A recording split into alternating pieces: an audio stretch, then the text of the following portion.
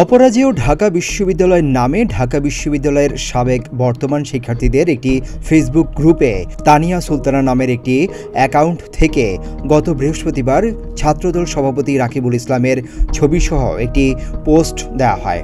ক্যাপশনে লেখা হয়, বন্ধু ছাত্র সংগঠন ছাত্রদলের কেন্দ্রীয় সভাপতি রাকিবুল ইসলামের স্ত্রী তার সন্তানসহ সবাইকে আল্লাহ সুস্থ রাখুন। সামাজিক যোগাযোগ মাধ্যম ফেসবুকে এমন প্রচারণা করায় শাহবাগ থানায় সাধারণ ডায়েরি বা জিডি করা হয়েছে। শুক্রবার থানায় গিয়ে এই জিডি করেন ছাত্রদল সভাপতি রাকিবুল ইসলাম। জিডিতে তিনি লেখেন, আমি মানুষ, আওয়ামী লীগ না। অপরাজেয় ঢাকা বিশ্ববিদ্যালয় নামের দুটি ফেসবুক গ্রুপ থেকে মডারেটরদের মাধ্যমে তার নামে উদ্দেশ্যপ্রণোদিতভাবে মিথ্যা ও মানহানিকর তথ্য পোস্ট ও অ্যাপ্রুভ করে তাকে সামাজিক মাধ্যমে হেয় প্রতিপন্ন করা হয়েছে। ঢাকা বিশ্ববিদ্যালয়ের 2006-07 শিক্ষাবর্ষের ছাত্র রাকিবুল গত 1 মার্চ ছাত্রদলের কেন্দ্রীয় সভাপতির দায়িত্ব পান।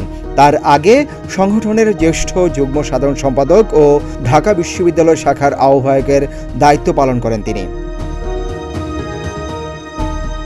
গসিপ টেন্ডেন্সি দিয়ে কোনো ছাত্রনেতাকে হেয় করার যে চেষ্টা তা সুষ্ঠু নয় বলে মনে করে ঢাকা বিশ্ববিদ্যালয় শাখা ছাত্র ইউনিয়নের সাধারণ সম্পাদক। তিনি বলেন, আওয়ামী লীগ দেশ ছেড়েছে, কিন্তু আমাদের মনন থেকে বের হতে পারছে না। ছাত্রদলের সভাপতির সাথে যে ঘটনাটা ঘটেছে সেটা একান্তই দুঃখজনক। গসিপ টেন্ডেন্সি দিয়ে কোনো একটা ছাত্রনেতাকে ব্যাশ করার যে টেন্ডেন্সি, এইটা আসলে কোনোভাবেই সুস্থ রাজনৈতিক চর্চা না।